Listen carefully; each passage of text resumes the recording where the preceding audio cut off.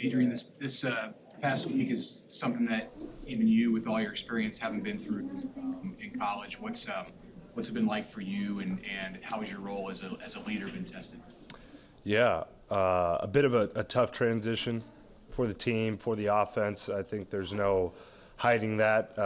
Coaches we've obviously developed strong relationships with, so it's tough. But like you sort of said, as leaders on the team, it's our responsibility to make sure that we keep pressing on and we take these next two games, especially this week, this game against Wisconsin, serious and give it everything we have.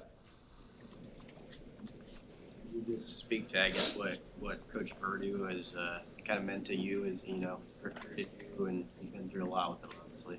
Yeah, he's meant everything to me. Tremendous football coach, tremendous person, and he's given a lot to me, and I'll forever be grateful to him, and we'll have a relationship with him for the rest of our lives. Adrian, how's your extra week? How has that helped you kind of get ready for these final two games? Yeah, a tremendous amount physically. Obviously, with the recent changes, it's helped us sort of regroup as players and get ready to attack these next two games. How do you attack the next two games when they've made staff changes before the season's over and can't go to a bowl at this point? So, I mean, what drives you to try to finish it out the right way when it seems like maybe the administration is kind of punted until next year? Well, it's about pride. It's about pride for us as players. And these games mean a whole lot to us. I mean, shoot, it's Wisconsin. It's a rivalry game. The same goes for the next week, Iowa. Those are big games for us, regardless of where we're at in the year.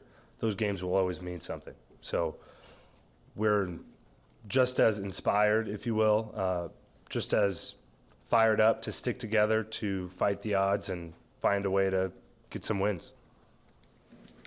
Adrian, Wisconsin's obviously got an elite defense, but they haven't really seen a quarterback like you in terms of mobile guys. I mean, how can you guys maybe test their defense, unlike maybe some other teams that have been able to go at them this year? Definitely. I'd say they're, maybe the best Big Ten defense, and really physical, solid all around. I mean, it's no secret, but I believe we have some pieces that they haven't seen, like you said, a mobile quarterback to my ability. I feel good about being able to threaten them that way. And then some of the other things that make our offense dynamic, we're going to have to hit on those things. What's Steve Cooper? Know a lot of people here probably know as much about him. I guess he's kind of the guy working with you now. But what do you? He's always been in the room with you. Could you kind of explain that relationship?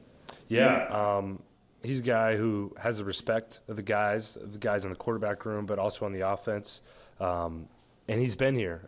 We know him, so we have a lot of faith in him and what he's coaching us to do, and he knows what he's doing. He's done it before, and yeah, he's attacking it, bringing energy to our room and stuff we need.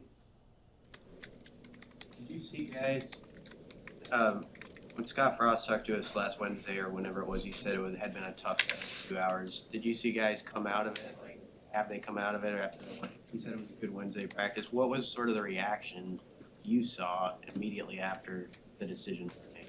Yeah, well, guys obviously weren't jumping up and down about it. I mean, like I had said, relationships are formed over the past 4 years, and that's tough on players, on coaches, on everybody.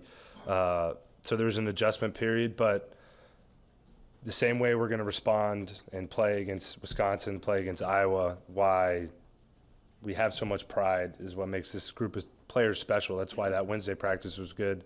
That's why I have confidence in us going into this week. We have faith in each other, and we're going to get it done. Adrian, people in this building are obviously thinking about the future, and you've got to do that too at some point. How do the events of last week potentially shape the decision that you have in front of you after the next 2 weeks? Yeah, well, it's just too early for me to really put that all in perspective right now. I feel like Wisconsin is a handful enough for me to think about, so I'll factor those things in after the year. There's not much else I could really say about it now.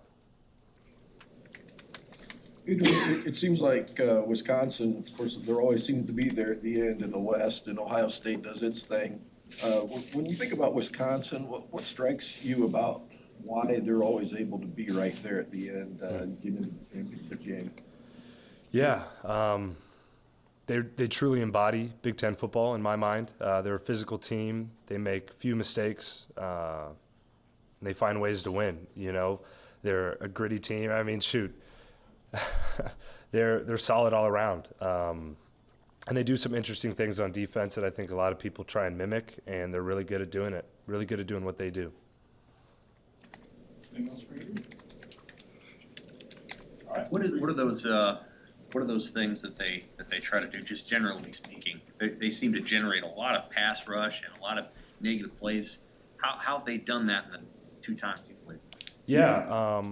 Well, they match personnel really well. So, you know, whether that's we're in 11 or we're in 12, they bring sim pressures. So they'll drop some guys who look like outside linebackers, but they're playing on the line of scrimmage. They'll drop those guys and bring, you know, an inside linebacker. So they have unique ways of generating pressure. And like I said, they do it really well. You know, they don't make very many mistakes. Good. Okay.